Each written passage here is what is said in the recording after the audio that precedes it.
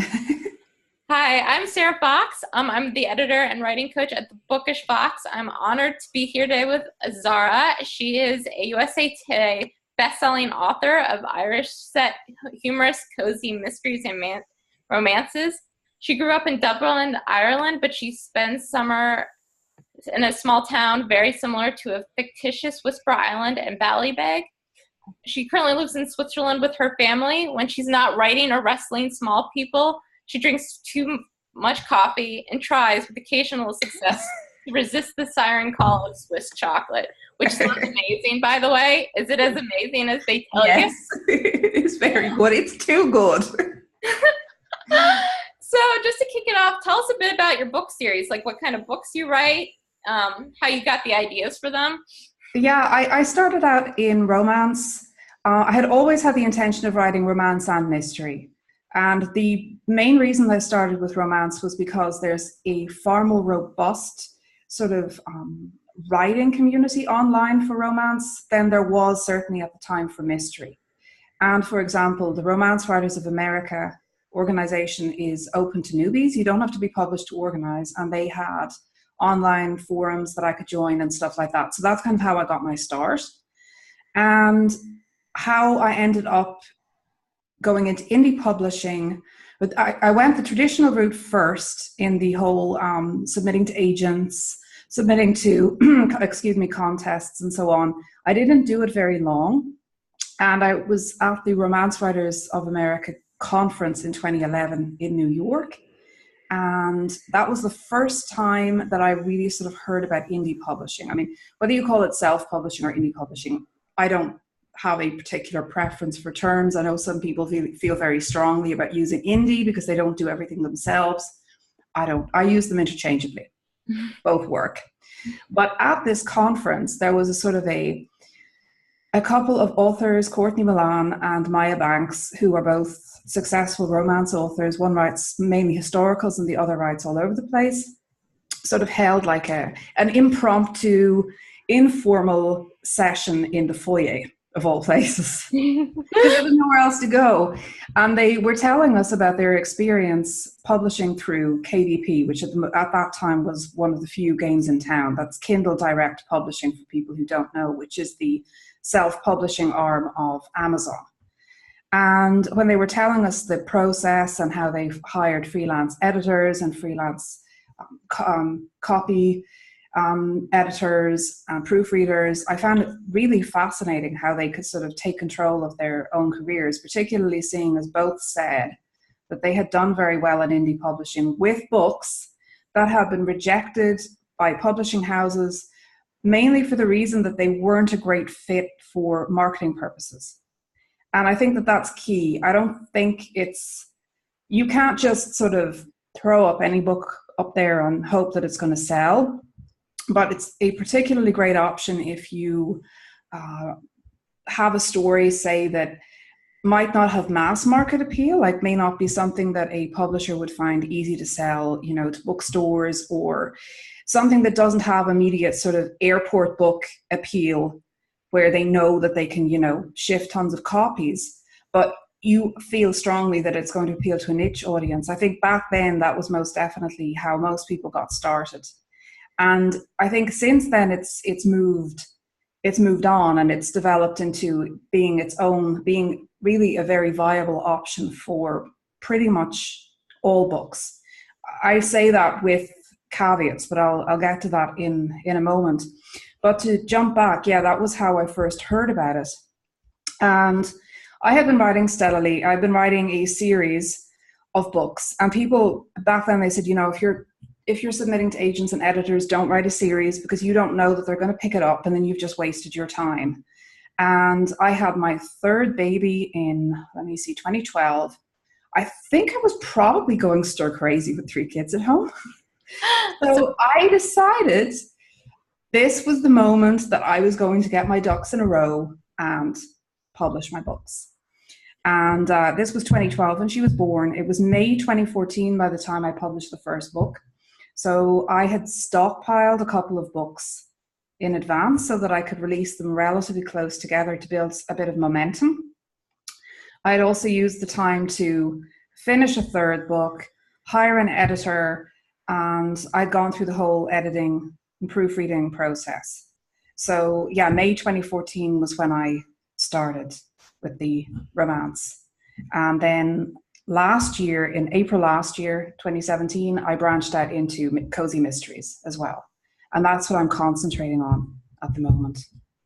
Is there one you prefer over the other? Or do you like both equally? I enjoy writing both equally. I would say that my writing voice is probably best suited to cozy mysteries at the moment, because the sort of romance that's extremely popular at the moment is it's a little darker than I write, and B, more on the erotic side. It's shifted quite a bit in the last 5 or 6 years. And I don't mind writing sex scenes, that doesn't bother me at all, but it's not my writing strength. My strength is always the sort of the more dramatic scenes, the more humorous scenes, like when something funny happens. That's the kind of thing that I really enjoy writing, and I think I can do well. And I'm a firm believer that you should write to your strengths, because if you do that, then, you know, it makes the whole process a lot easier. That's amazing. And what's the publishing process like for you? Like, what are the different stages you go through? When do you decide to send it out to an editor? Like, what is the timeline like for that? Now it's a little tighter of a timeline than it used to be. But definitely I would start off with like the pre-writing phase, hashing out ideas. I keep an ideas folder, and like if I have a good idea for a story, I'll just put it in there. It might never get used. It might get used years later. I honestly can't remember ever sitting down and having an idea and just writing that story. It's generally been an idea that I've had in my head for at least a few months, if not a few years, particularly when we're talking about starting a new series.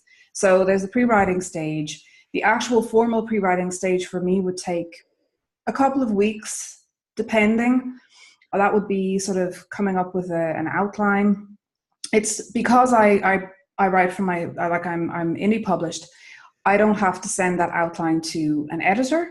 Although when I have a new series, I tend to ask my editor, my developmental editor, if she'll have a look at it, like have a look at my series outline and give me some feedback, so that I know that I'm not, you know, going off in a completely crazy direction. But for a traditional publisher, oftentimes you do need to write a formal outline and send that to whoever is your editor there. But this outline is it's written for me. So sometimes my outline is super detailed.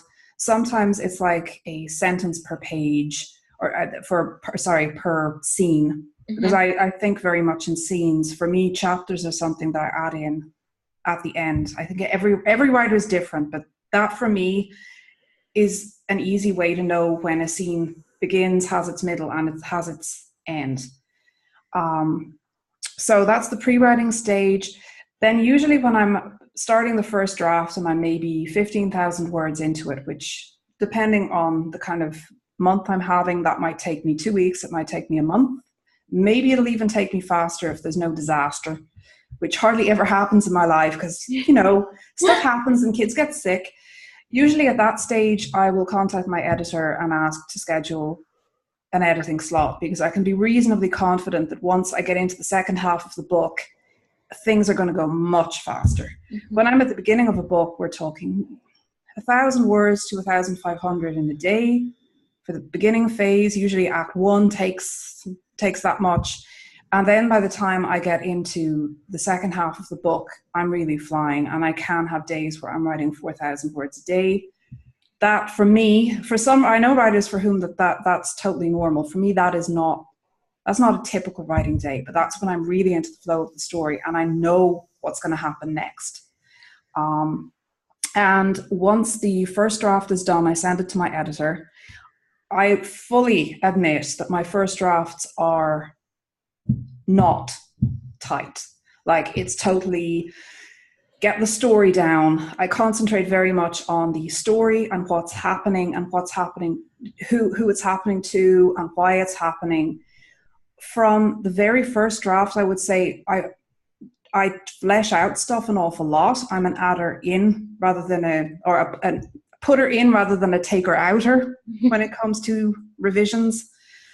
What doesn't tend to change is the dialogue. For some reason, that just comes and doesn't need much tidying up. So then my editor has it. I get developmental edits for every book I write. Some authors don't, but I know my strengths and weaknesses, and I know that I can go off in subplot tangents very easily. And she's brilliant, so I really appreciate her feedback. She'll give me feedback. I'll get it. I'll usually let the notes sit for a week, because when the book is away, with the editor, I tend to work on a different project. So I don't sit there for 2 weeks doing nothing. I do then move on and I work on a different story. When I move back to the primary story, then depending on the level of edits required, it can take anything from 2 weeks to 2 months to revise. It really totally depends on the story. And then it goes back to her. She gives me extra feedback. Then she usually does a copy edit or line edit, and I get it back, do another revision. Then it goes to I have sort of a team of beta readers who give me final feedback on, if I've completely jumped the shark on something plot wise. And then as the final polish, it goes out to, I have a formal proofreader who I pay, and I also usually send, once she gives me the notes back, I usually send a formatted version to my mother and one of my friends to have an extra read. So that's pretty much how that goes. And per book, the entire process might go anything between 4 to 8 months. Now, I'm writing stories that are 65 to 75,000 words, so we're not talking 100,000 words. And that timescale would very much apply if it's a subsequent book in the series. It tends to take me more time with a first book in a series. That makes sense. Yeah. Do you hire a cover designer or formatter as well? Yes. Well, I have hired cover designers in the past. Mm-hmm. I'm actually doing my own covers for my Cozy Mystery series because I like working with Illustrator and with vectors. I'm not very good with photograph manipulation. And also the current trend for Cozy Mystery covers is sort of cutesy cartoon characters that I can do. That's amazing. For other genres, hire out. Unless you're super, super talented, because the first thing that people see is your cover. So I think it's super important to get that right. And depending on the genre, I mean, romance covers don't tend to cost an arm and a leg, mm-hmm. because they tend to use often they use single images and stock photos. I know I have a friend who writes sci-fi and fantasy, and there it can get pricier. However, you just got to take that into account with your production costs, because that's what readers expect. And, you need to give them what they expect. So with the formatting, do you hire that, or have you developed a system where you can do that yourself? Because with my clients, some of them hire it out, and others, they know this, like Amazon's mm-hmm. algorithm or whatever it is. Yeah. Well, that's on my end of the process. When I started, I did the ebook formatting via Sigil, which is an EPUB editor. So when I started, I did it myself, and I hired out for print formatting. Now I do everything myself, but that is only thanks to an absolutely fabulous program, which I'm not affiliated to, but I just like, which is called Vellum. I don't know if you've heard of it. This is the first time I've heard of it, but I'm curious to learn more. Awesome. Oh my gosh, it's brilliant. It's specifically for creating ebooks and print books. It won't create a print cover for you, obviously, but it'll create a print-ready PDF that you can upload to somewhere like CreateSpace. And it looks fabulous. Like, there's no way that I can get the coding to look that pretty when I do an ebook. There's just no way. So, and you can buy single licenses, or you can purchase I think they do something like groups of 10, or you can purchase sort of a lifetime thing. I have the lifetime one because I use it so often. It has made it worth it for me, and I think that was about $250. So for somebody on the fence about a program, you could certainly try the single license first to see if it was for you. But for me, it's worth it because one thing that I like about doing my own formatting is that I find that the back matter of the book, sometimes I use these terms and I don't slow down to see if somebody actually knows what I mean. But I'm talking about front and back matter. I mean, like the front where you've got your blurb, you've got your title page, etc., before the book itself starts. And the back matter is all the stuff that comes after the book itself, the story, like your copyright page, your list of other books that you've written. And I find that that space in an ebook is gold for marketing purposes. So whatever comes directly after your story finishes is the first thing that the reader is going to see when they finish. So if you have something like, thanks for reading my book, and did you know that the next book of my series is also out, and draw attention to that, then that is really important. And I find that by having the control over the formatting of my books, I can update back matter without having to email somebody and say, can you do that? And at this stage, I'm going to have to go back and count. I think I have something like 17 books, including novellas, and then Amazing. A couple of box sets. Yeah. That's incredible output. Now, if I had to ask somebody to change my back matter or front matter of those, like, couple of times a year, that would cost quite a bit. So therefore it's worth it for me to have control over that part of the process. Yeah. That's awesome. Do you have any tips for authors with budgeting their books? Like, how much do you recommend they account for? Yeah. I think that if you go on any writer's forum, you're going to see so many different opinions. I started out with the idea that this was a small business and that I was a small business owner. And if I wanted to do this, I was going to do it right. Now, I had a part-time job before I began publishing. And I actually, for the 6 months before I did it, I tried to save as much as I was thankfully in a position that I could do this. I know not everybody can, but I did try to save as much as possible so that I had money for editing, for book covers and stuff like that. Mm-hmm. And if you're on a super tight budget at the start, yes, of course, you can do something like use a prepay or not prepaid, excuse me. Anyway, I'm blanking on the name. A cover that is already designed that you purchase and then the cover designer just sticks your name on it.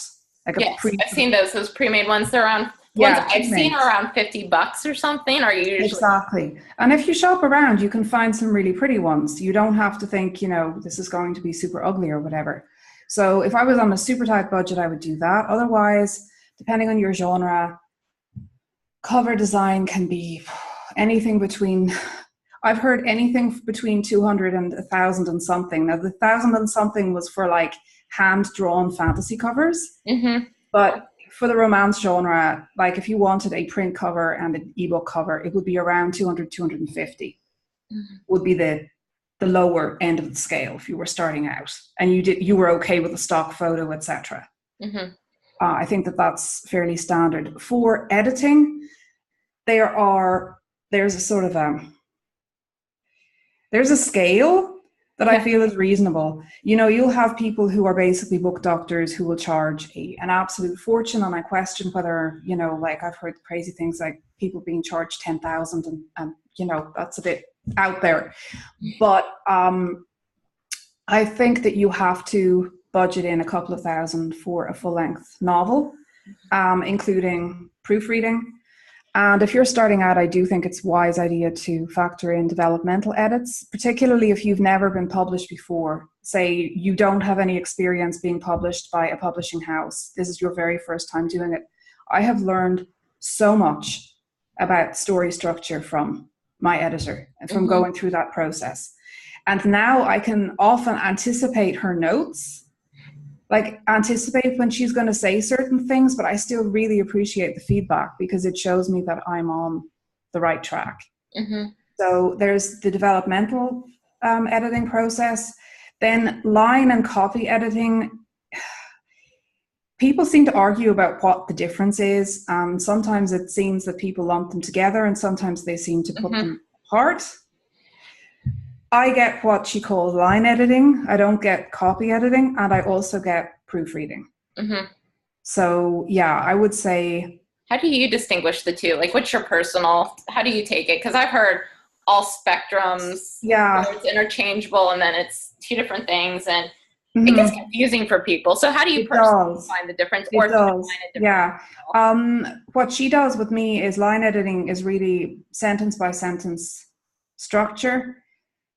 She'll look at, say, for example, if I've overused words, if I have used something incorrectly, for example, that doesn't come up so much. That's generally not my, I mean, I think every writer has their sort of their little areas of weaknesses, shall we say. I Yes. tend to use crutch words. And Me as soon too. as when I say crutch word, I mean words that end up being repeated or phrases that I particularly like that end up in there and I don't even notice. And she will pick up on things like that. Also things, you know, repetitive sentence structure. If too many paragraphs begin with the same structure. And when I was starting out, it was a bit more detailed. She would also go into scene structure and stuff like that with me too. Also at the line editing stage, because sometimes I do crazy things like end a scene but not have a so-called sequel. Like I wouldn't put in, say, a summary of what the person is feeling even in a sentence or two later on, so that people were going huh. And that's particularly important in something like romance, because you often jump from the hero's point of view to the heroine's point of view. And readers want to be anchored back in what the heroine had been thinking after that happened when she has her next scene. So things like that. But now it's very much on the sort of the cadence, on how the language sounds, and if I've used the same word 20 times and stuff like that, or the same expression, she will mark that up. So it very much depends. I do notice fewer notes now than when I started, which I'm taking as a good sign. It is. No, I notice that with my clients too. If it's a repeat client, there's less and less notes as Yeah. which is great. Yeah.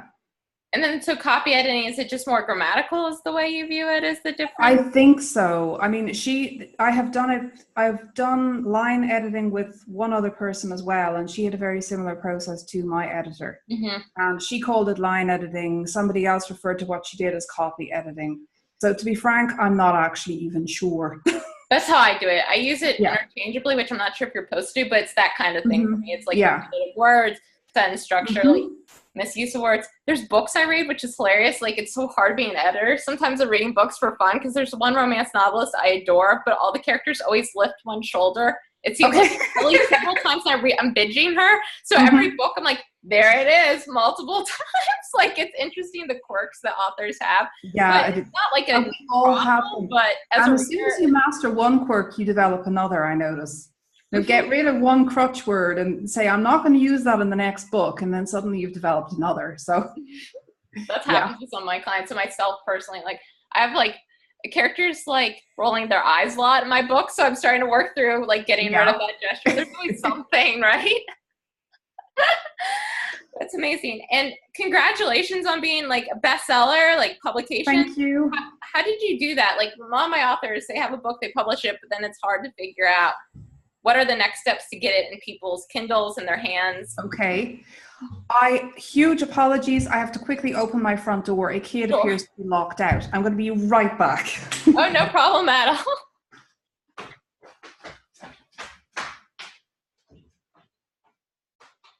That you asked before I ran off, that was about how you promote your book. Oh, how I promote my book. Okay. How I get the word out there that it exists.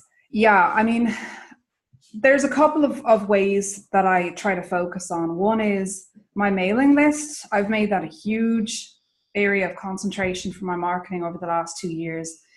So after each of my stories, that little real estate that I mentioned in the back matter, I always include a link to my newsletter sign up.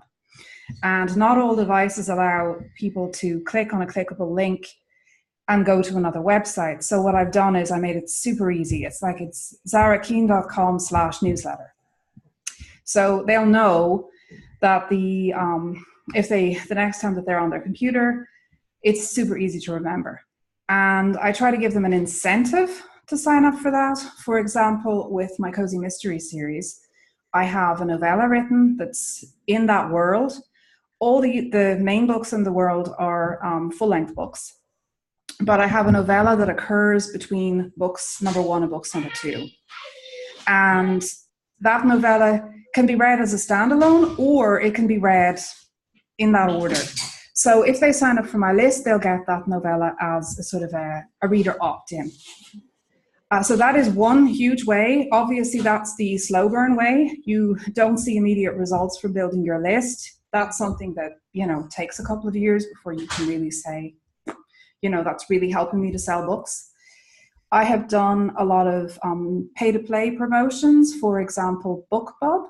Mm-hmm. I don't know. I'm sure you've heard of BookBub. Yeah, well, I subscribe to BookBub. I love it. Me too. Me too. I apply to BookBub all the time. For anybody who doesn't know what BookBub is, they are a newsletter, and you can, as a reader, you can sign up to their newsletter and opt into whichever genres you're interested in hearing about, and they notify you of book deals. So mainly free book deals, like free first book in a series, or 99-cent deals are mostly what they have. And they're quite hard to get an ad with, because obviously they get lots of people wanting ads. But if you continually apply, usually they take you at some point. So I have like a little schedule, and I swear they reject me, I submit the next book. They reject me, I submit the next book. And that really helps, because when you get one of those ads, it's gold. That must be amazing. Yeah, that really helped catapult my romance sales originally, because I started publishing, as I said, in May 2014, and Amazon rolled out their Kindle Unlimited in, I think it was July of that year. And everybody was going, oh, and I was thinking, you know what? I've got nothing to lose. I've got like one book at this point. So I can just stick it in and see what happens. So I did, and it worked out really well for me. And when you're in Kindle Unlimited, you can use their inbuilt promotions. Like they have a free day promotion where you can put your book on free for like, I think it's maximum of 5 days per 3 months. So I had that series in Kindle Unlimited until June the following year. And at that point, I put it wide, meaning I put it up on all of the other major ebook vendors. And I applied for a BookBub for book 1, and I got one. And that was amazing. That's incredible. That was crazy, because I already had 5 books in that series at the point that I got the BookBub, which means that I got very good sell-through.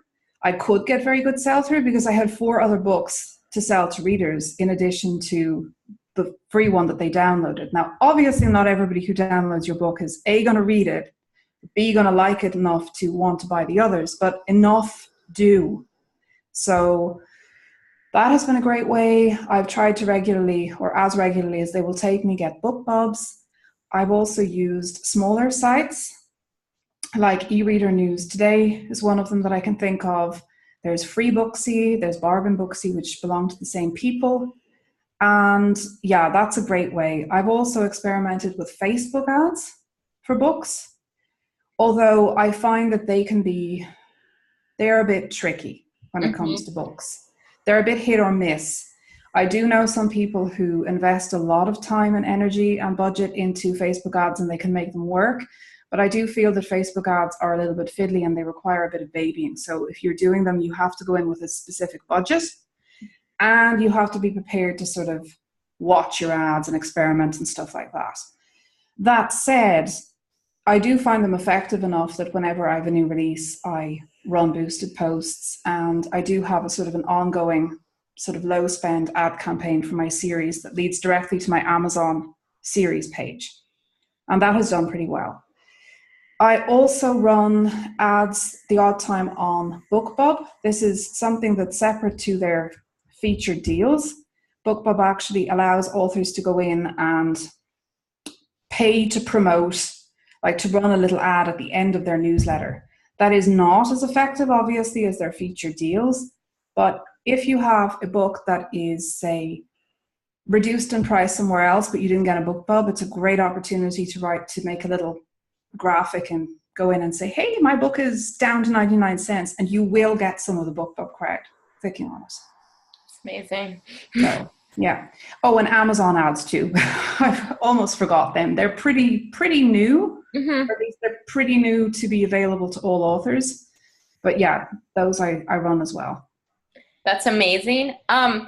Any last tips you would give for writers like who are starting out thinking about publishing their books? Yeah, I think you have to, it's a learning curve and you have to wear a lot of hats if you do indie publishing, but you don't have to know everything straight away. So, when I'm talking about all of these marketing tips and tricks and stuff, I didn't do all of that on day one. And you don't actually need to do that until you have a few books to market anyway, which gives you plenty of time to sort of experiment with the editing process and the formatting process and all of that. So I would say, keep your expectations reasonable because most people don't hit it out of the park straight away.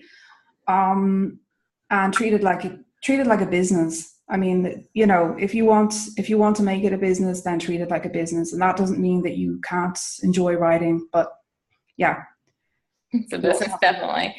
Is how there to any sell book? your books. Sorry, is there any books you recommend people start with your series? Because I'm going to devour them all. I'm super excited to read them all. Is there ones you recommend people start with? Probably the first book in my cozy mystery series is called Dial P for Poison. Okay. The series is based around a movie club on a small Irish island, and obviously lots of dead bodies show up. That's amazing. Not all in the one book, but they have mysteries to solve, and it's very much on the comedic side. So I had an awful lot of fun writing that series. Well, I'll link to everything so everyone can check it out. And thank you so much for your time. I really appreciate No it. problem. Thank you.